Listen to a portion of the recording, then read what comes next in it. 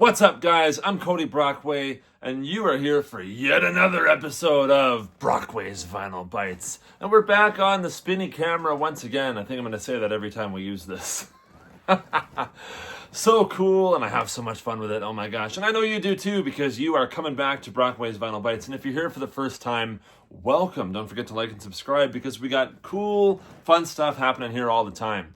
And today, what we're looking at is metal bands for prog heads. Of course, there is a lot of crossover, as you're going to see with these records. In particular, some of these bands that I'm going to mention actually are considered progressive metal, but some of it is just great metal music that has progressive leanings and could really catch the ear of the old-time prog fans.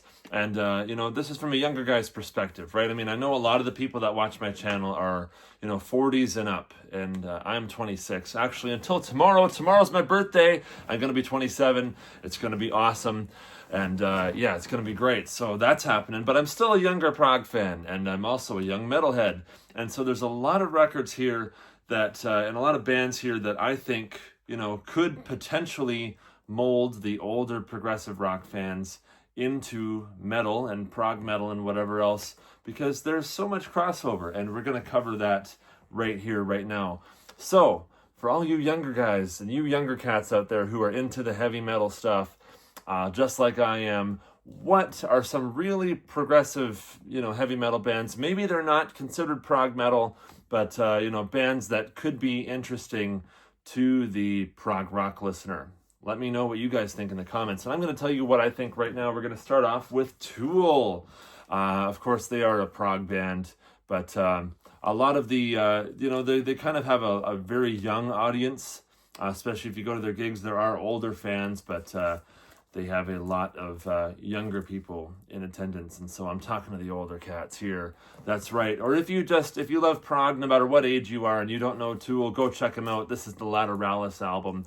You got to hear this. It is a progressive rock masterpiece. It is absolutely one of the finest records ever made. Danny Carey, just being an awesome drummer, of course.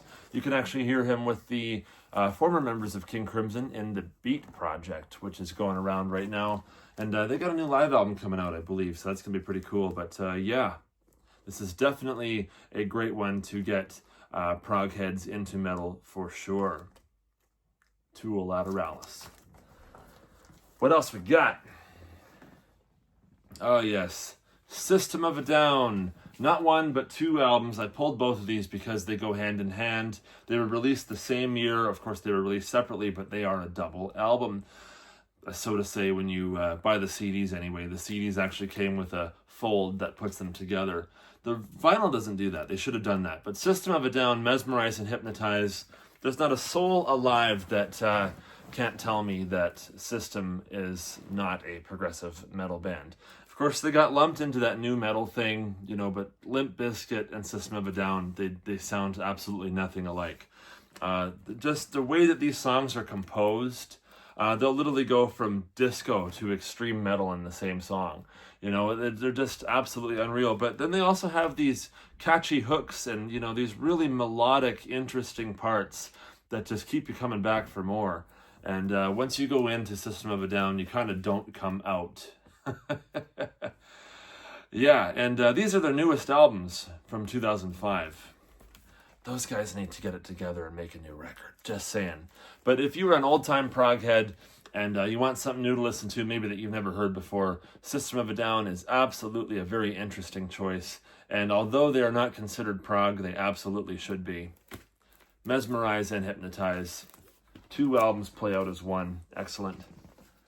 And another one. This is a very new one, of course. This is a band that has been around for about 25 years, but really in the last 10 years or so is when they've kind of gained a lot of traction. They're French dudes, too. They're awesome. Gojira, this is the Fortitude record from 2021, I believe this came out. Yeah, 2021. 4 years ago already. Wow. I'm pretty new within the last year and a half or so to Gojira, and they've completely flipped my head on its side. I love them so much. They're so great. The lovely Tara O'Reilly and I, my fiance, got to go see them live when they were opening for Korn last year. It was fantastic. And if you want to go check out her channel, you should absolutely do that. That is Spin in Prague right here on YouTube. She just put up a cool video the other day. Absolutely worthy of you going to go check that out. But yeah, Gojira, we're both big fans. And I don't know what you would really call them. I mean, I'd say that they are definitely progressive metal. I mean, they have very socially conscious lyrics, very all about, you know, the environment and doing right by the world and all those sorts of things that metalheads and prog heads can absolutely agree on. And the compositions of some of their songs and the way that their songs are written is just unreal. And of course, they're a very heavy band, so it's not for everyone, but definitely if you're into the progressive elements, Gojira has got you covered for sure. Fortitude, great album. And this is homework. You guys have to go listen to every single song, every album I'm recommending. And okay, so this is kind of a prog band that went the metal route, and they do obviously have a lot of attention within the progressive rock community. But if you by chance don't know this group, you have to know them. Porcupine Tree. This is the Lightbulb Sun record. So just before Gavin Harrison joined the band, it's got their old drummer on it. It is a great album. Came out in the year 2000. The last chance to evacuate planet Earth before it is recycled. Awesome. There's a lot of Pink Floyd influence on this. Of course, it's heavy, and this is kind of them on their way to becoming more metallic throughout the 2000s until of course, you'd get to albums like Fear of a Blank Planet and The Incident and those records. But this is absolutely a great one, you know, for a prog head who is not really that well versed in heavier music. Could definitely check this out and absolutely enjoy a lot of this. Hate Song, awesome.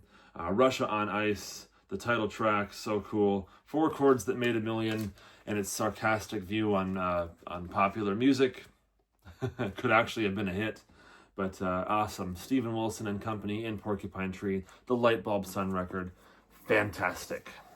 And they do have heavier records than that, but that's just, I felt like talking about it today. It's my channel, I can do what I want. Another classic metal band happening in the 2000s here, of course. They go back to the early 80s. We're talking about Iron Maiden. And this is a band that never really shied away from their progressive roots, although they were always just that kind of classic metal thing that was happening at the time. But, you know, they were experimenting a lot of the time. They had, you know, really complex arrangements, really tricky parts, really hard things to play. The lyrics were always sort of based in history, and there's a lot of fantasy going on in some of their lyrics as well. Talk about war in some of the songs, things like that. So a lot of stuff that progressive bands touch on. And they're absolutely doing it very well, especially on this record. This album came out in 2006, and it is one of their most progressive sounding records, absolutely. All the songs on this are, you know, not super long, but they're stretching out. Of course, back in the 80s, they did have Rhyme of the Ancient Mariner, which was 13 and a half minutes, and it is longer than everything on this album. But absolutely, prog heads would certainly enjoy this, I'm sure of it. Brighter Than a Thousand Suns, one of my all-time favorite Iron Maiden tracks. This album is called A Matter of Life and Death, so check it out if you haven't already. Absolutely great stuff. Yeah, Steve Harris and those guys. I mean, Bruce Dickinson, the singer, citing Peter Hamill and Van der Graaf Generator as a massive influence. The guitar player is into guys like Django Reinhardt. The bass player, Steve Harris, saying about Jethro Tull and Emerson, Lake and Palmer being some of his favorite bands of all time. Yeah, you got to go dig into those guys. Great stuff. Then next up, this is a band that definitely, and more than once, dipped their toes into the progressive side of things, although they never called themselves a progressive band. They were always kind of known to be a thrash metal band, but I had a trusted friend, Mr. Scott Davis of Myth of Logic, once said to me, he said, if you put a Hammond organ on this record, it's a prog album.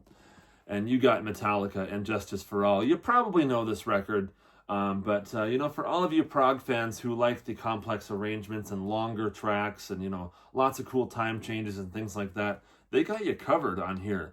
Mix that with the heavy and very intense energy that's going on in this record. It's a no-brainer, man. It had to be here. The title track is one of the most proggy tracks that they've ever written. Of course, To Live Is To Die is another song on here. It's 10 minutes. and it is completely instrumental minus one spoken word bit. And of course, that was dedicated to their original bassist, Cliff Burton, R.I.P. Dyer's Eve, just one of the most frantic songs ever, with lots of great changes and arrangements and things. This whole album is like that, and one, obviously, probably the most known track on this. Just absolutely killer. Very progressive, and absolutely an influence on a lot of progressive bands that would come out in the heavier vein after this album came out, which was 1988. So, yeah, pretty cool. So definitely a heavy metal album that Progheads would enjoy, for sure. And this is kind of their brother band. Of course, they were very interconnected with the San Francisco and thrash metal scene of the early 80s. In fact, the guitar player and singer of this band was one of the early members of Metallica. We were talking about Dave Mustaine and Megadeth. I love Megadeth. This is absolutely a masterpiece thrash metal record. Very heavy progressive leanings, of course, on this as well. And Dave Mustaine recognizes that. You know, he was into everything from Emerson, Lake and Palmer to Kiss. And so this is a very heavy album, obviously, but, you know, lots of intricate time changes. I mean, I'm hearing stuff on this record that was actually borrowed from Al Di Meola albums. You know, if you listen to the Elegant Gypsy record and songs like Race with Devil Down Spanish Highway, and then listen to Take No Prisoners next to it, you know, there's a lot of influence that was sort of borrowed and inspired on this from classic stuff like that. So some of you jazz nerds will probably dig into that as well, even though I just called you nerds. Sorry, I mean it as a compliment. But great stuff. Dave Mustaine's voice is not for everyone, but I still absolutely recommend you go check it out. It's not growling. He's just got a different sounding voice, and some people love it. Some people hate it. I love it, and I hope you love it too. Megadeth, Rust in Peace, one of the greatest records of all time. Absolutely a great metal album that can get the Progheads rolling with it. Just like this one. Sabbath, Bloody Sabbath from 1974. Rick Wakeman's on it. What else do you need to know? When Yes was doing Tales from Topographic Oceans, he was kind of bummed out with whatever was happening in the studio and the direction that the band was taking. So he decided to just walk up the hall in the same studio where Black Sabbath was recording this. And he's on the song Sabracadabra. He does some keyboard stuff on that. Pretty cool. But yeah, it's just a great album. Sabbath, Bloody Sabbath, National Acrobat, Killing Yourself to Live, Looking for Today.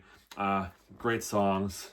And yeah, so the inclusion of Rick Wakeman, if you haven't heard this record, I can already sense your ears perking up a little bit. But yeah, classic Sabbath here. And him and Rick, Ozzy and Rick are still friends to this day as far as I know. Rick also played the keyboard intro on Ozzy's solo song, Perry Mason. For some of you who may not have known that, pretty cool, but this is where it all started. Classic stuff, and we're down to the last two. Now, this next band I'm going to mention to you is a very eclectic band. Their sound ranges from jazz to prog to extreme death metal, sometimes all at once. This album is a very sort of jazzy-esque progressive rock album. Came out in 2014. It's not really metal, I guess, but you know, it is because it's from Opath. And this is the Pale Communion record. They had stopped doing the extreme death growl vocals at this time, so it's all clean vocals, and it's very much like a 70s prog album. It plays out that way. The songs are super intricate and they're beautiful songs, and the playing is off the charts. So I know that you progheads, if you haven't heard this, would definitely enjoy this a whole lot. Opath, Pale Communion, one of my favorite records. Love it. Love it. I would recommend songs, but the whole album is so good, you have to listen to the whole thing. It is mandatory. And they're Swedish too, so that gives them extra credit. Love Opath, and love another band that those guys were friends with at the time. Of course, this band is known to be one of the leading progressive metal bands, and still one of the most influential records and bands to this day.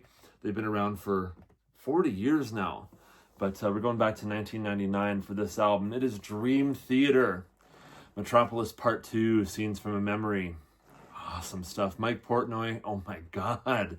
Mike Portnoy, one of my favorite drummers. John Petrucci, The guitar playing on this is absolutely unreal. And the whole concept of the way that this whole album flows, basically the concept of this album is this guy sees this girl in his dreams, and so he goes to regression therapy to find out why he keeps seeing the same person in his dreams, and he finds out that he was her in his past life. And so as he comes to grips with that, the therapist that you hear narrating this album comes back to murder him at the end of the record. And it's a very eclectic record too. I mean, there's really heavy stuff, and then there's light ballads. So you go from super heavy tracks like Fatal Tragedy and Home to the lighter ballads like Through Her Eyes and, of course, The Spirit Carries On, one of the ultimate Dream Theater songs. And you get the hardest song probably in Dream Theater history to play on any instrument, which is The Dance of Eternity. This is one of the most perfect concept albums of all time. And if you're a Prog fan that, kind of never really dug into Dream Theater much, this is a great way to start. Excellent album. So, yeah, this is metal albums for Progheads. Some of it is considered progressive metal, and some of it is just metal that is so good that Progheads would have no choice but to enjoy it. I'm Cody Brockway, and don't forget that I am also the owner of a record store that is Second Chance Records at 20 Argyle Street, North Caledonia, Ontario, Canada. We do have a website if you want to go on and peruse, and we also ship globally everywhere in the world. Of course, that means globally, right? Duh, me. For a $20 flat fee shipping rate, so that's pretty cool. The website is www.secondchancerecords.ca. I repeat, www.secondchancerecords.ca. So, thank you very much for watching today's episode of Brockway's Vinyl Bites. Don't forget to like and subscribe. Comment what you would add to this list, respectfully, of course. And we will see you next time right here on BVB, my friends. Rock on! Yeah!